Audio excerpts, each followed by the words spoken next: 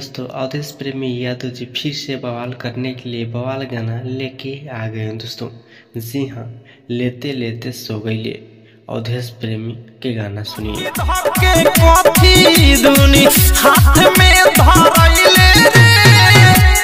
जी हाँ दोस्तों, बता दें कि भोजपुरी के ऐसा सिंगर है जो कि 2018 से लेकर अभी तक लहराया झंडा।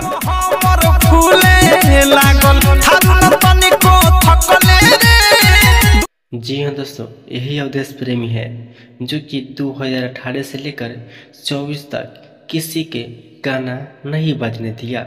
जी हाँ दोस्तों, यही अवधेश प्रेमी यादव जी हैं।